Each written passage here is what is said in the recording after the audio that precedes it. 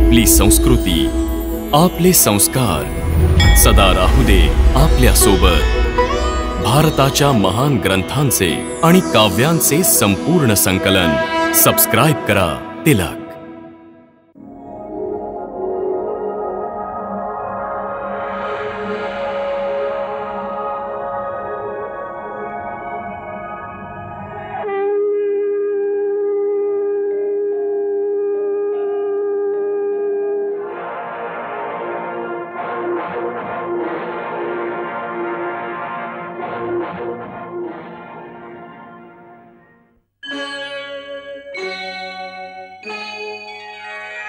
कृष्णा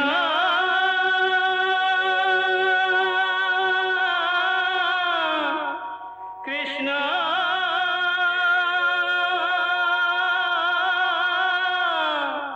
हरे कृष्णा हरे हरे.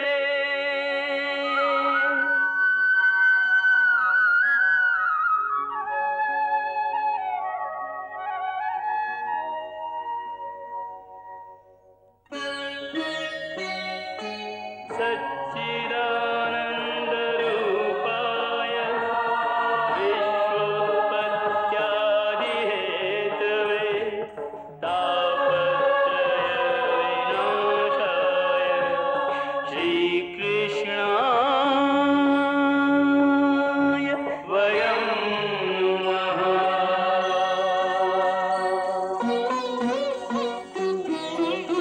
श्रीकृष्ण गोविंद हरे मुरारे, हे नाथ नारायण वासुदेव. हरे कृष्ण राधे कृष्ण राधे राधे कृष्ण कृष्ण हरे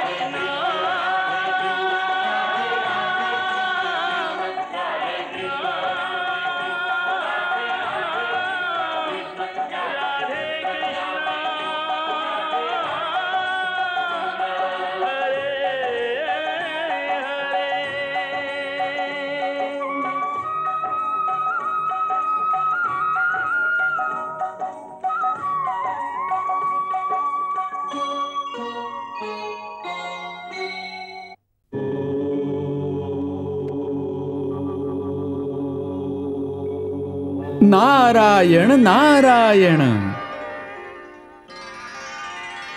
नारायण नारायण नारायण नारायण नारायण नारायण नारायण.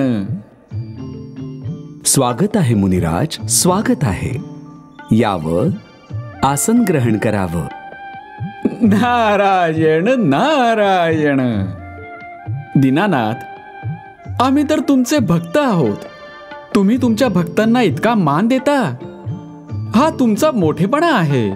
मी माझ्या भक्तांना फक्त मान नाही देत, मी तर त्यांचा दास आहे. सांगा, काय आज्ञा आहे? आज्ञा नाही प्रभू, एक प्रार्थना करावयाची आहे. प्रार्थना? हो प्रभू. सांगा ना, काय हवंय तुम्हाला? मला तर काहीच नकोय प्रभू. मी तर केवळ माता लक्ष्मींकरता प्रार्थना करू इच्छितो. लक्ष्मी करता? त्यांच्याकरता काय मागायचंय तुम्हाला? प्रभू, तुम्हाला तर ठाऊकच आहे की माता लक्ष्मींनी तुमच्या सेवेकरताच धरतीवर रुक्मिणी रूपाने अवतार घेतला आहे. हो, हे मला ठाऊक आहे. अगदी चांगलंच ठाऊक आहे नारद मुनी. मग तर तुम्हाला हे देखील ठाऊक असलं पाहिजे की गेले काही दिवस त्या खूप चिंताक्रांत आहेत. चिंताक्रांत? का? काय झालं आहे? तुम्ही सर्वज्ञ असून सुद्धा इतके भोळे का बनता आहात नाथ? हे पहा, त्यांनी धरतीवर अवतार घेऊन इतकी वर्ष झाली, परंतु आज तागायत तुमचं दर्शन झालेलं नाही. मग जेव्हा त्यांनी ऐकलं की त्यांचे पिता त्यांचा स्वयंवर करू इच्छितात, तेव्हा त्यांना पूर्ण आशा होती की आता मिलनाचा क्षण आलेला आहे. कारण तुम्ही तर स्वयंवरात येणारच आणि त्या भर सभेमध्ये तुमची निवड करतील. परंतु परंतु परंतु काय? परंतु आता त्यांचे पिता विदर्भ नरेश महाराज भीष्मकांनी निश्चय केला आहे की स्वयंवर नाही होणार. वास्तवात हा निश्चय त्यांनी त्यांचा ज्येष्ठ पुत्र राजकुमार रुक्मीच्या भयाने केला आहे. परंतु राजकुमार रुक्मी त्याच्या बहिणीचं स्वयंवर का बरं करू इच्छित नाही? कारण तो त्यांचा विवाह त्यांचा मित्र शिशुपालशी करू इच्छितो. आणि त्याला ठाऊक आहे की जर स्वयंवरात तुम्ही आलात तर राजकुमारी तुमचीच निवड करेल म्हणून. पण ही गोष्ट त्याला कशी काय समजली? प्रभू, तिथे सर्वांना ठाऊक आहे की रुक्मिणींचं मन श्रीकृष्णांच्या प्रेमात आकंठ बुडालेलं आहे. बाकी सर्व भावांची आणि माता पित्याची अशी इच्छा आहे की जिथे रुक्मिणी प्रसन्न राहतील तिथेच त्यांचा विवाह झाला पाहिजे. परंतु राजकुमार रुक्मी पुढे कुणी बोलू शकत नाही. तुम्हाला तर ठाऊकच आहे प्रभू, रुक्मीला परशुरामांकडून ब्रह्मास्त्र प्राप्त झालं होतं. त्यामुळे सगळे त्याला घाबरून असतात.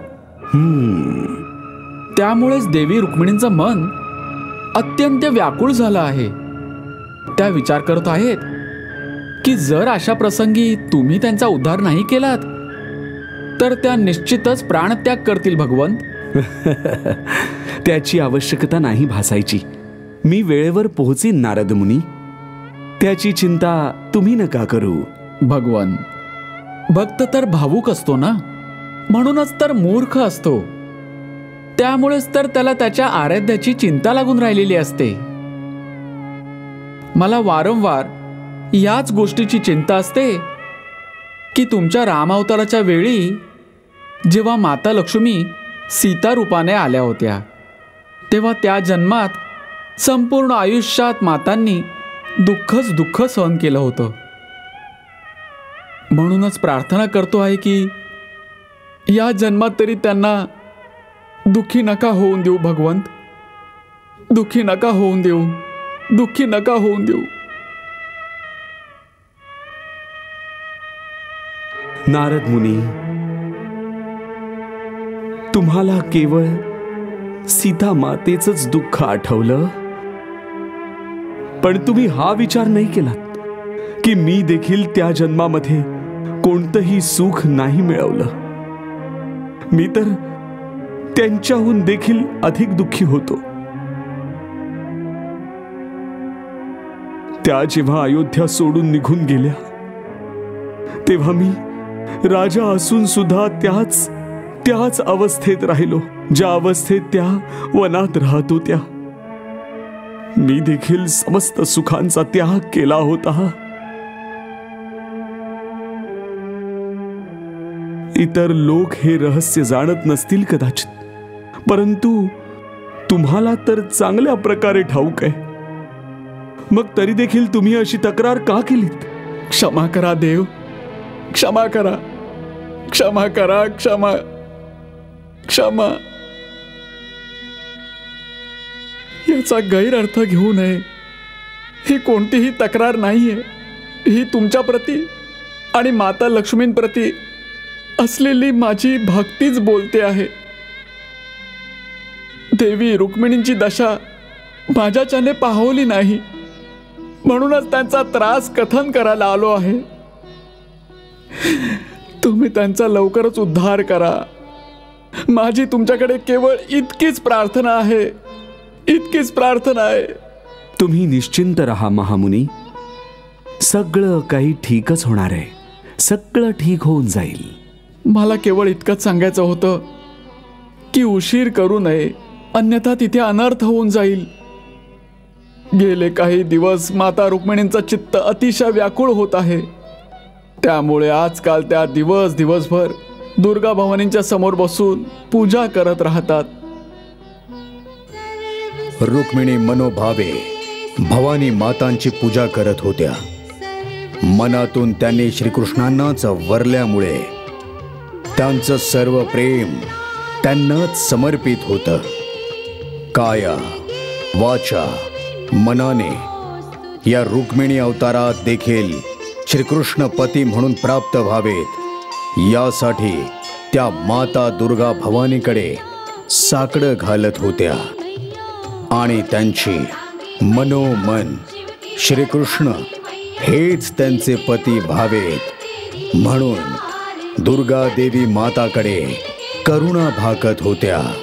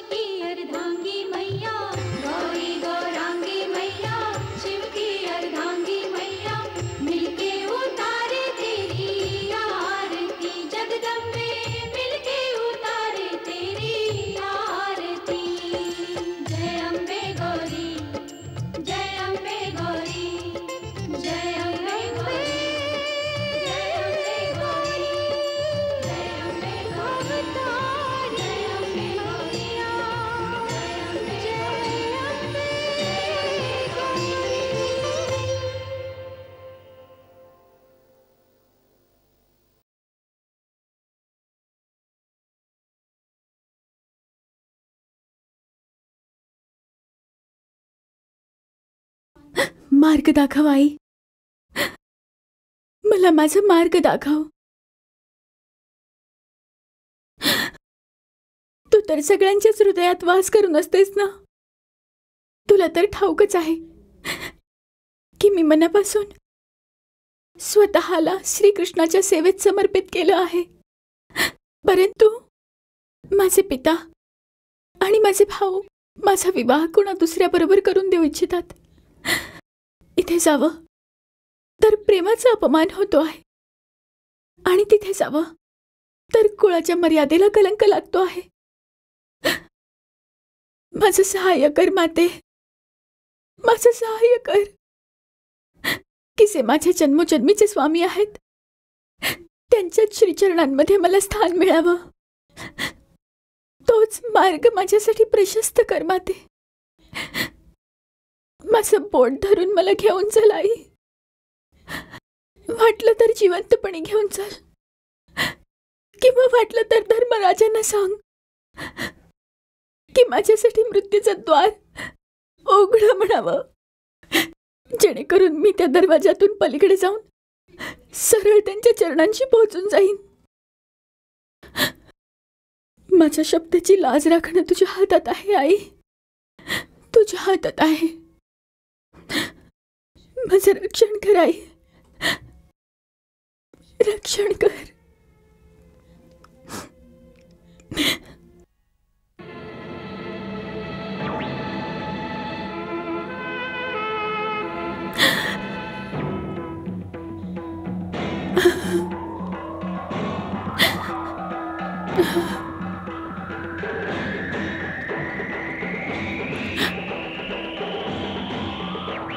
मला आशीर्वाद दे आई,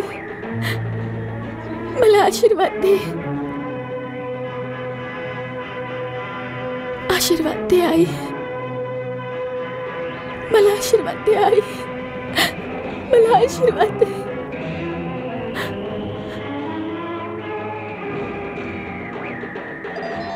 मला आशीर्वाद दे.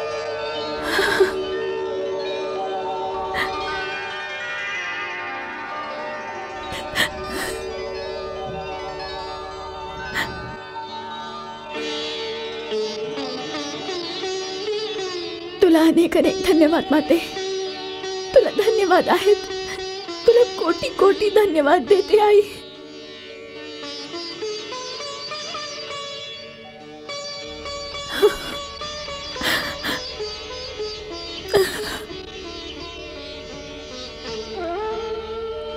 तुला खूप खूप धन्यवाद आहेत.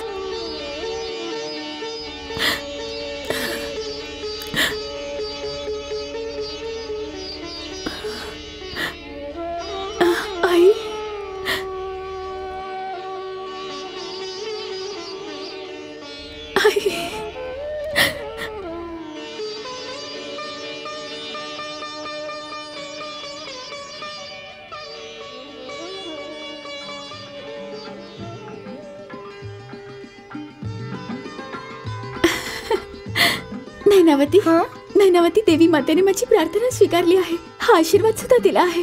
खरंच? हो. चल चला.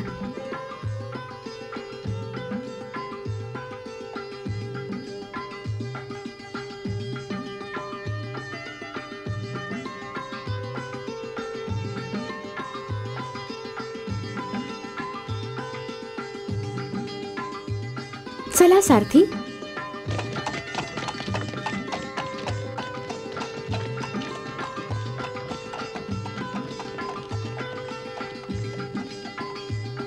तिथे रुक्मिणी माता भवानीकडे तिच्या कृष्णांना मागत होती आणि इथे राजमहालात तिचे माता पिता आणि भाऊ तिच्या विवाहाची योजना बनवत होते. मी कुलपुरोहित शतानंदांना रुक्मिणीची जन्मपत्रिका दाखवली होती. त्यांनी ज्योतिष विद्येद्वारा गणना करून सांगितलं की रुक्मिणी एक दिव्य कन्या आहे आणि तिचा विवाह ब्रह्मदेवांनी आधीपासूनच निर्धारित करून ठेवला आहे श्रीकृष्णांसह. वा वा, किती भाग्यवंत आहे माझी बहीण. की तिचा विवाह त्याच्यासह होईल, ज्यास लोक ईश्वराचा अवतार म्हणतात. आज या धर्तीवर श्री कृष्णांहून चांगला वर अजून कोण असू शकतो? खरंच माझ्या रुक्मिणी करता योग्य वर तर एक श्रीकृष्णच आहे. मला तर कधी कधी असं वाटतं की जसं कृष्णाला लोक अवतारी पुरुष मानतात, त्याच प्रकारे रुक्मिणी देखील कुणी अवतारी कन्याच आहे. कधी कधी पूजेत बसते तेव्हा असं वाटतं जणू तिचं मन कुठल्या तरी दुसऱ्याच लोकात विरहत आहे. ती संकोचून तिच्या तोंडातून शब्द काढत नाही. परंतु मी तिची आई आहे. मला व्यवस्थित ठाऊक आहे की ती मनातून कृष्णावरच प्रेम करते.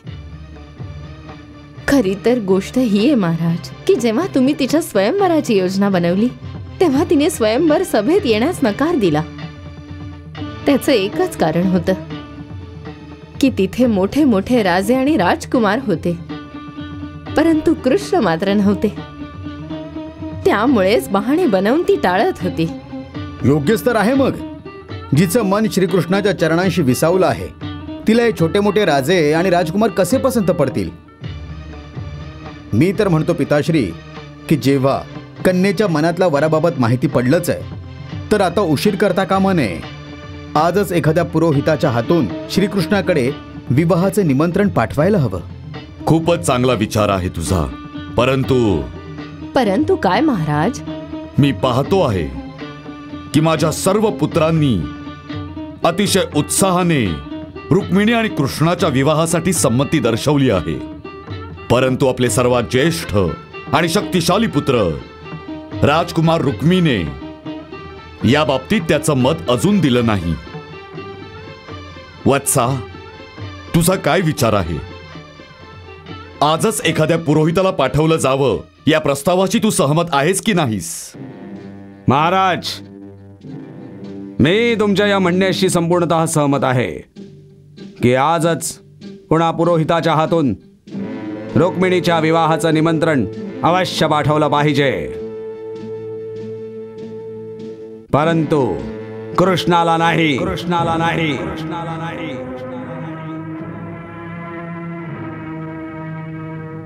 तर मग कुणाला? शिशुपालाला. शिशुपालाला? शिशुपाल?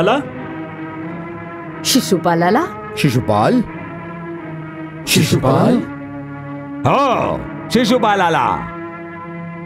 दमघोषाचा पुत्र शिशुपालाबद्दल बोलतोयस? हो पिताश्री, त्याच्याबद्दलच बोलतो आहे.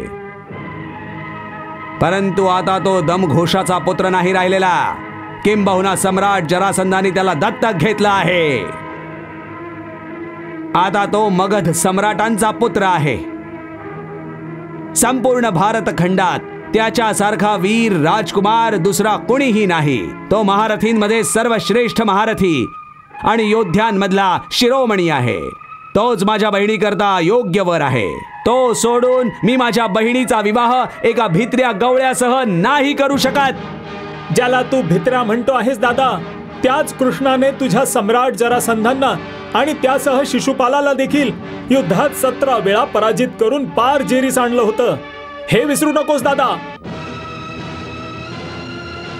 आणि तू देखील हे विसरू नकोस रुक्मिरथ की सरते शेवटी त्याचा परिणाम काय झाला होता.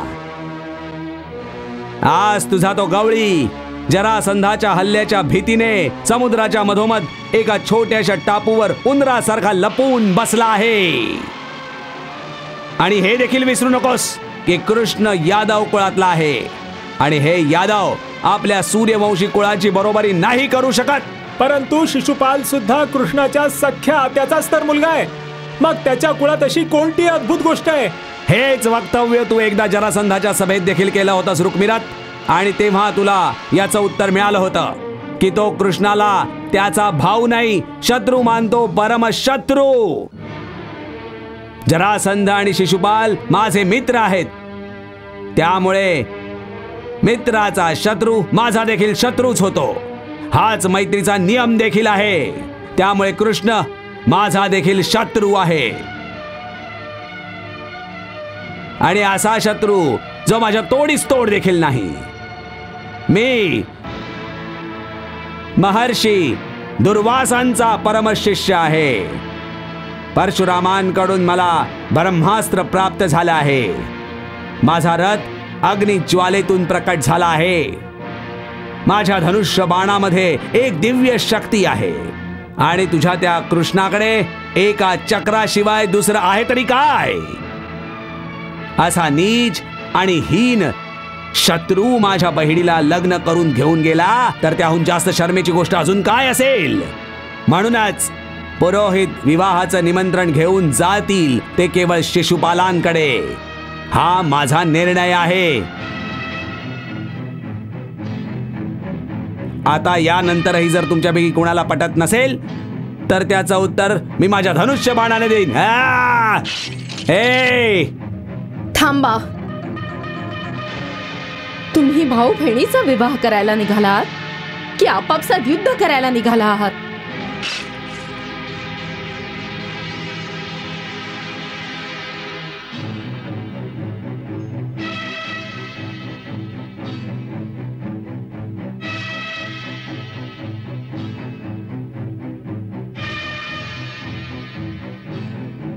मोठा भाऊ पित्या समान असतो आणि पिता ज्या प्रकारे कुठलाही निर्णय करण्याआधी पुत्रीच्या मनाचा विचार करतो त्याच प्रकारे काय तुझं कर्तव्य नाहीये की बहिणीला एकदा विचारावं? तिच्या आयुष्यावर तिचा देखील काही अधिकार आहे. तिची स्वीकृती न घेताच इतका मोठा निर्णय कसा घेऊ शकतोस? मी घेऊ शकतो कारण की मी तिचा शत्रू नाहीये, भाऊ आहे. भाऊ ज्यात तिचं भलं दिसतंय तोच निर्णय घेतोय मी. परंतु तिच्या मनात डोकावून तरी बघ. मुलींचं मन तर खुलं असतं मातोश्री, खुलं. त्या भावनेच्या भरात लगेच वाहून जातात. मागचा पुढचा काही विचार करत नाहीत. त्यांनी कधीतरी कुणाची प्रशंसा ऐकली बस लगेच भाळून गेलं त्याच्यावरच. असंच रुक्मिणी बरोबर सुद्धा झालेलं आहे. तिने लोकांकडून कृष्णाच्या चमत्कारांची प्रशंसा ऐकून तेच सत्य मानलं आहे. अशा मूर्ख मुलींना आयुष्याच्या मूळ तथ्यांची जाणीव करून देणं आईचं कर्तव्य असतं आणि हे दायित्व मी तुमच्याकडे सोपवतो आहे. तुम्ही तिला समजावा की मी जे काही करत आहे ते तिच्या भल्या करताच करत आहे. मला संपूर्ण विश्वास आहे की ती सुशील आहे, कुलीन आहे. कुळाच्या मर्यादेबाहेर जाऊन काही एक करायची नाही. याचा असा अर्थ पण नाही कारण ती लाजे खातर काही बोलणार नाही. त्यामुळे तिच्या इच्छेविरुद्ध आपण कोणाशी तिचा विवाह करून द्यायचा? ही कोणत्या कुळाची रीत आहे? ही कुळाची रीत नाही आई, ही राजनीतीची रीत आहे. राजनीतीची. आणि राजनीती असं सांगते की राजकुमार आणि राजकुमारींचे विवाह केवळ खोट्या भावनांच्या आधारे नाहीत तर राजनैतिक संतुलनाच्या दृष्टिकोनातूनच केले जावेत. एक शक्तिशाली दुसऱ्या शक्तिशालीसह संबंध जोडूनच एकमेकांची शक्ती वाढवू शकतात. कुणा भित्र्या गवळ्याबरोबर संबंध जोडून नाही. हे तिला समजावून दे आणि चांगल्या प्रकारे समजावून दे. मी आजच पुरोहिताला पाठवून शिशुपालाला लवकरात लवकर वरात आणायचं निमंत्रण पाठवतो आहे.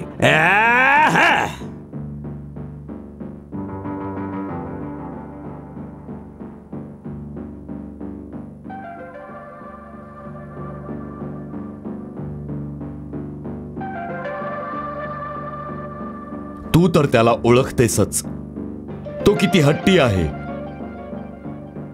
जेव्हा एखादा निर्णय घेतो तेव्हा तो टाळणं असंभव होऊन जातं.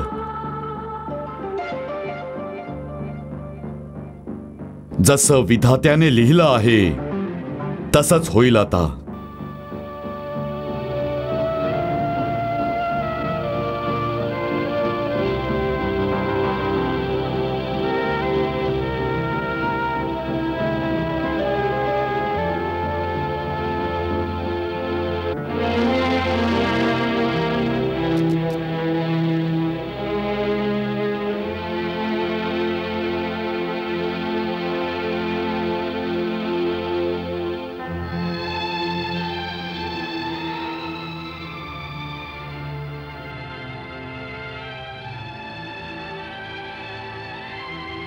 राजकुमारी कुठे आहेत? त्यांना म्हणावं की मी त्यांना भेटायला आले. राजकुमारीजी तर जुन्या मंदिरात पूजेकरता गेल्या आहेत. पूजेकरता यावेळी? हो, थोड्या चिंतेत वाटल्या. काही वेळ इथे तिथे फिरत होत्या. मग म्हणू लागल्या की मंदिरात जात आहेत, त्यांना प्रबंध करावा. तत्काळ सारथींना बोलवून रथ बोलवला गेला आणि ज्या क्षणी अंगरक्षकांची तुकडी सज्ज झाली त्या रथात बसून निघून गेल्या. बरोबर कोण गेला आहे? जी नैनावती त्यांच्या बरोबर आहे.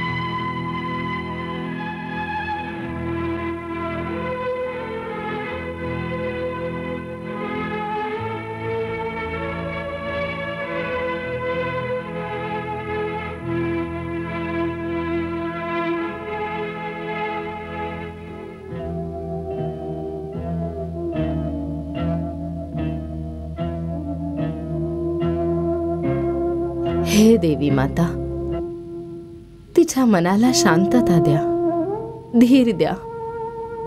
जे होत आहे ते सहन करण्याची शक्ती द्या माते. शक्ती द्या, शक्ती द्या.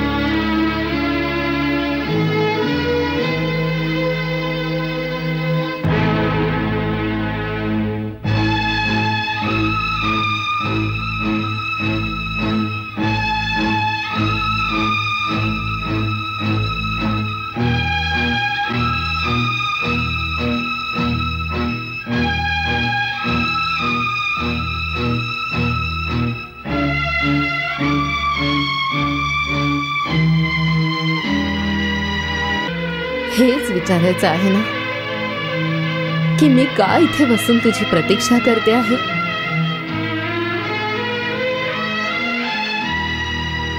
परंतु मी तुला हे नाही विचारणार की यावेळी तू मंदिरात काय करायला गेली होतीस, कारण मला ठाऊक आहे की तू देवी मातेकडे तुझ्या कृष्णाला मागायला गेली होतीस.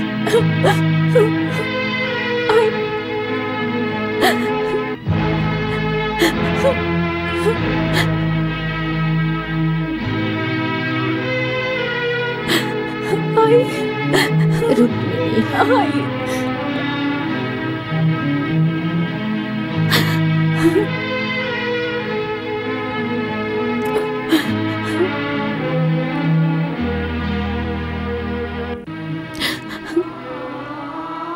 रुक्मिणी, मी तुझ्या मनातल्या सगळ्या गोष्टी जाणू नये, परंतु काय करू, तुझा मोठा भाऊ रुक्मी पुढे आम्ही हतबल आहोत.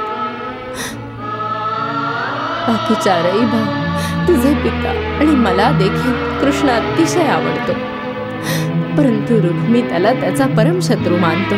परंतु ते तर कुणाचे शत्रू नाही आहेत आई, ते तर सर्वांचं कल्याण करणारे आहेत. मला ठाऊक आहे बाळा, परंतु तुझ्या भावाला हे कोण समजावणार? दादाला नाही समजावू शकत तर मला काहीतरी मार्ग दाखव आई. मी काय करू? मी माझ्या मनमंदिरात श्रीकृष्णांनाच बघते आहे आई. त्याला तुझ्या मनातून काढून टाक रुक्मिणी, काढून टाक. जर त्यांना माझ्या मनातून काढून टाकेन तर त्यांच्या बरोबर माझे प्राण देखून निघून जातील आई. नाही बाळा, नाही नाही. हो आई, मी खरंच बोलते आहे. तू दादाला विचारून घे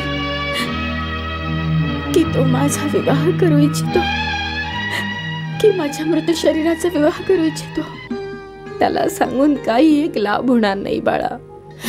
तो या एका गोष्टीसाठी त्याच्या भावांसह आणि पित्याबरोबर युद्ध करायला तयार आहे. त्याला भावंडांबरोबर युद्ध करण्याची काही एक आवश्यकता नाही आई.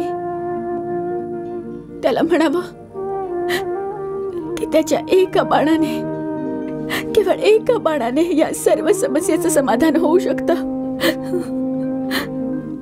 तो एक बाण माझ्यावर चालवायला सांग. मग कोणतीच समस्या नाही राहणार आई. घरातही कोणता कलह होणार नाही. चारही दिशांना शांतता होईल. बस शांतता.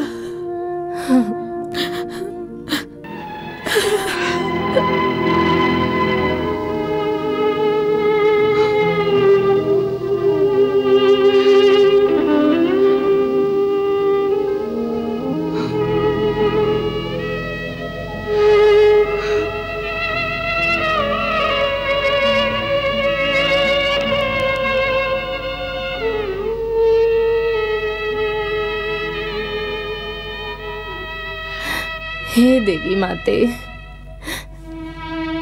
एका आईला कोणत्या धर्म संकटात पाडला आहेस तू? कशा धर्म संकटात पाडला आहेस?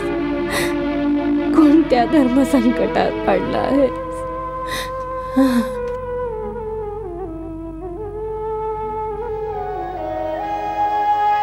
रुक्मिणीच्या मनाची द्विधा अवस्था झाली होती.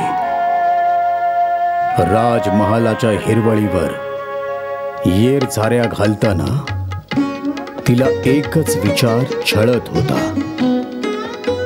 एकीकडे तिचं प्रेम साक्षात श्रीकृष्ण होतं, तर दुसऱ्या बाजूला तिचा सख्खा भाऊ होता.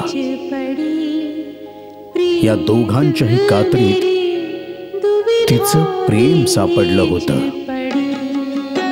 युगानयुगे जिला नारायणाची सहचारणी म्हणून ओळखलं गेलं होतं, तिला केवळ तिच्या मृत्यूलोकातील अवतारात भावाच्या अज्ञानामुळे आणि अहंकारामुळे तिच्या कृष्णापासून दूर केलं जात होतं. ती मनापासून तिच्या श्रीकृष्णांना साथ घालत होती. तिला अजूनही विश्वास वाटत होता की तिचे नाथ, तिचे श्रीकृष्ण तिच्यासाठी धावून येतील आणि तिला नक्कीच मदत करतील.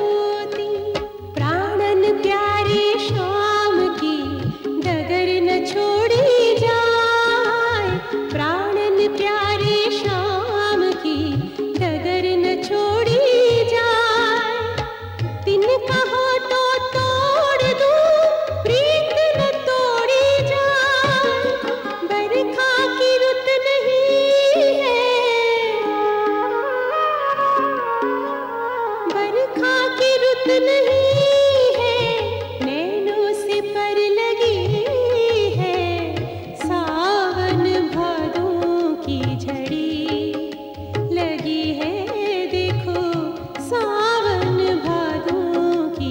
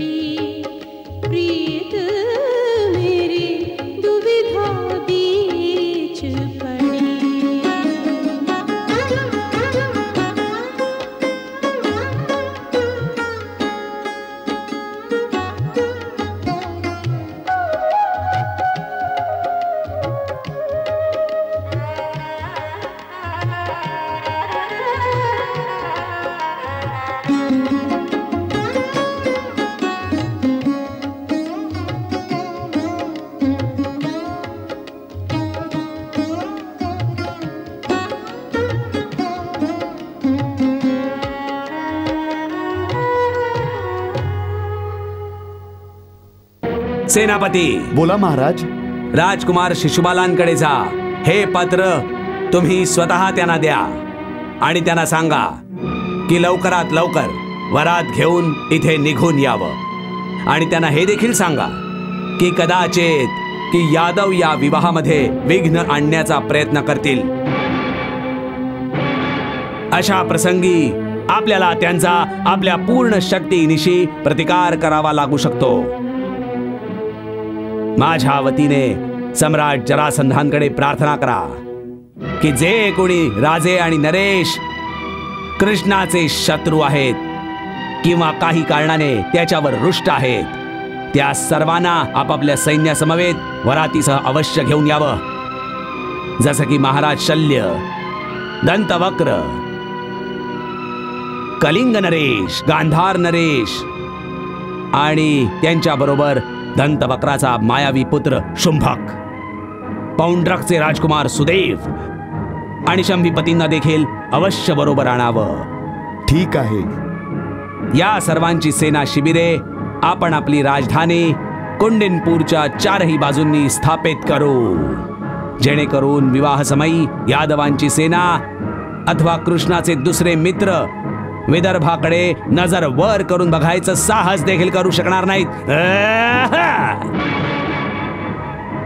आणि ऐका, मी तुम्हाला अशासाठी पाठवतोय कारण ही सूचना गुप्त राहावी, ज्यामुळे शत्रूला तयारी करण्याचा वेळ सुद्धा मिळू शकणार नाही. जा. जशी आज्ञा महाराज.